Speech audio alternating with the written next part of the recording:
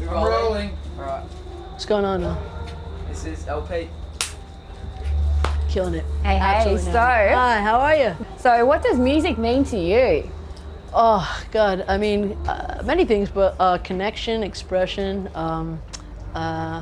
emotion, you know. It's like it's one of those kind of intangible, kind of like multi-chakra vibes, you know, like you don't, like, things hit you in such a interesting way, you know, songs, you know, I mean, even down to like the fact that, like, you know, I've had songs that have like hit in countries that English isn't the main language, you know, but like, I guess it's just they're connecting to the emotion, you know, and that's really cool. And so, I don't know, it's just like it's like the grout of our lives, you know what I mean? It keeps us like kind of like connected to everything, I think. Yeah. So how's your festival experience been here at Bluesfest, and what's your take on it? Oh, it's awesome, actually. Festivals are hard sometimes. I feel like I always joke that it's like screaming into a fucking pillow. A pillow. Screaming into a pillow. Yeah, where it's just like, you know, as a singer, you're just like, where is it going? You know, and I actually like tense a bit more, you know, because I just feel like I can corral the energy a bit better, you know. But it's like, festivals are nice because they're like, there's many people that wouldn't normally see you maybe, and then they just happen upon you and kind of like zoom into your music and are like, oh, I didn't even know this person existed, how cool, you know. So it's dope. Yeah, great exposure at festivals. Yeah. So what was the first record you ever heard that turned you onto the blues? Oh gosh, probably I mean, probably a Muddy Waters record, you know. And I have a song called Muddy Waters, and that was like kind of trying to do a joke on that. And but yeah, I mean, you know, I'm like, you know, I feel like I tried to get blues out of my voice a lot, you know, when I was younger, just because it was like kind of predictable for someone like me with like a big voice, you know, like to do. I was like kind of like dead set on being more of a pop musician, you know, because I knew I could never really be like, I'm like, now I'm not a pop musician. Can you take this fucking phone?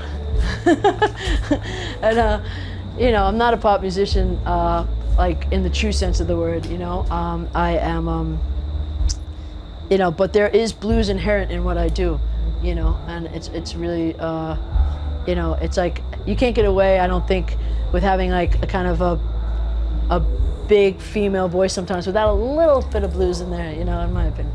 Definitely. And being from the States too, like it's home of the blues. Yeah, I mean, I love B.B. King. I love what's the Crossroads guy, Robert? Come on, Robert. At the Crossroads. The guy who sold his soul to the Crossroads. Oh, Robert. This is a gift. I have a gift for like forgetting a name and then knocking it out of everyone's head. Yeah, I know. Come on. Starts with J, doesn't it? Robert Johnson. Come on now. But yeah, I mean, that shit is like, when you hear those recordings, you feel like, it feels like a secret, you know? And that's what's so beautiful about it, you know? Yeah. So on your second album, Suburban Sprawl and Alcohol, which was released back in 2004, you collaborated with producer, singer-songwriter Linda Perry. Oh yeah. How was that experience, and can you tell me more about what you collaborated on? Yeah, we did a song called, I can't even remember, but what was it called? It begins with a D or something like that. And I don't know, there's like 2 songs or something like that. I don't know, but you know, she's dope. She's like, you know, watching her in the studio is like what I imagine is watching like Prince in the studio. She's like, she's a boss, you know, and amazing songwriter, obviously, and just like, you know, just super tuned in to, you know, production and all that stuff. You know, she's like, you know, she was a trailblazer as far as women producing, really. You know, so it was an honor to work with her, of course. Yeah. So can you share some of your experience about your songwriting with major labels, and who is your favorite artist to collaborate with? Let's see. Well, I mean, you know, songwriting kind of like, when I became a songwriter after I had like, you know, some people think I like, I was a songwriter that became an artist, but I was an artist I became a songwriter because it didn't work out, you know, the truth be told. And then came back around to being an artist because you know, I think I spent this time writing songs, and it just made me such a better songwriter. And I did it without any, like, I thought that was my life now, you know, like I was like, I'm not gonna be, you know, an artist anymore, so I better, like, you know, like hunker down and fucking, you know, write as, and to make money as a songwriter, it's like a bulk thing, you know, you gotta write as many songs as possible, you know, because you're dealing with like writing a percentage of the song, and most of the time, I mean, and you know, it's gotta add up, you know, so I was doing that a lot, and it just made me so, it really made me a better songwriter for myself, which I didn't see coming at the time, which was dope, you know, because it's kind of like a cry on command, you know, like it was just like kind of like write songs, and that's how I do it now. I just, like I was saying in the last interview, it's like I kind of like you know, I don't bust like my chops to fucking keep writing songs all the time, and when I was younger and feel like kind of like, Jesus Christ, I gotta write a song, keep writing it. I collect all my things, and I collect experiences, and I just live the shit out of my life, and then I pull the trigger and you know, Airbnb a house somewhere beautiful or something like that, and I just like get in there with a producer and some buddies, and you know, people I'm digging at the time, and I just explode, you know, and it's like, and that's how, and then I just don't write anything for a while, and I don't worry about it. It's like, it's really nice. Yeah. I really kind of, it taught me a lot about how to receive, you know, so it's really cool. Yes. So after collaborating with so many amazing musicians, who's someone that you haven't yet collaborated with, but you'd love to? I don't know, I'm not like, that's not like something I ever think about. I'm more like, you know, I'm more like, if you like me, I like you. If you're mad at me, I'm mad at you. I don't know, I'm just not like really like, you know, toiling away like, God, I hope someone lets me write. They don't give a shit.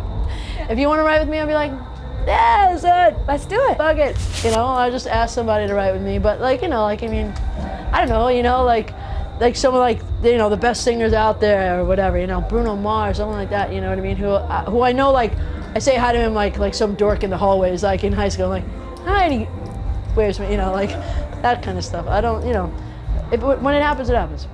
Awesome. How has community radio helped you reach your audience? I don't know. I have no idea. I'd love to be like, community radio, yeah.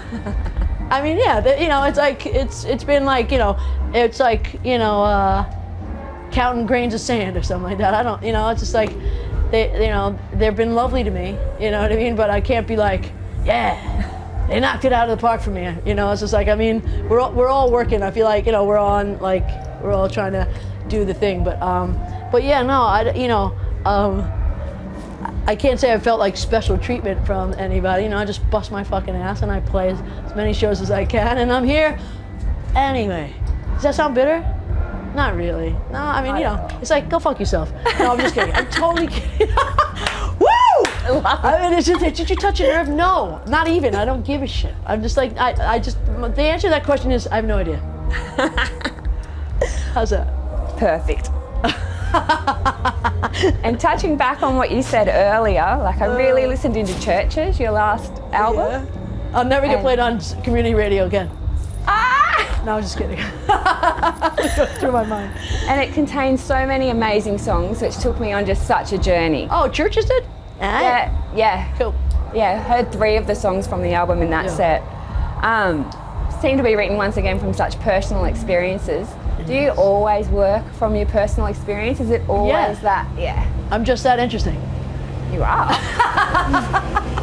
No, I mean, I just find life that interesting. You know what I mean? Like, no, I just like, yeah, I think like that's the thing about letting it flow. You know what I mean? Like, cause, you know, I've written hundreds, maybe thousands of songs that are like bullshit. Like, you know, people literally send me songs that I wrote like 8 years ago for somebody that's coming out, and I'll be like, that's terrible. You know, it's like, not that it's a terrible song, but it's just about nothing. You know what I mean? And you know, you just know, like, when you're like writing, for me, I just feel like, I know when something's so pedestrian and just like, I don't give a shit about it. And I know when it feels good, and that, I think, is just experience, you know what I mean? And I don't know, you know, like, you can write. I've written with some of the biggest songwriters ever, you know, like wonderful people and that are just so fucking talented. And you know, and they'll play me some clunkers. They'll be like, "How'd you like this song?" I'm like, "I don't want to touch that song. It's fucking brutal. I never want to hear that song again, ever." Thank you though, so sweet. Like, and even if I get one of my songs back and I'm like, "That fucking sucks," it's gone. I'm not like, you know, I long ago past the whole like, "Wow, I wrote that. It's amazing." I hear it once. If it sucks, I'm fucking out, you know. Yeah. And then, you know, but I know. I feel like one of the biggest things for writing that I feel like I got to the point for myself is like, if I can't stop listening to it, then I'm gonna put it on a record. And that doesn't mean I think it's worldwide smash or anything. I just know that it's mine, you know, and I want to hear it again and again, and maybe that's a good indicator for other people. Awesome. Well, thank you so much. You're welcome. Thanks for Thank you. being here. That was awesome. Sorry to be an Hope you- asshole. You're not an asshole. I didn't think that at all.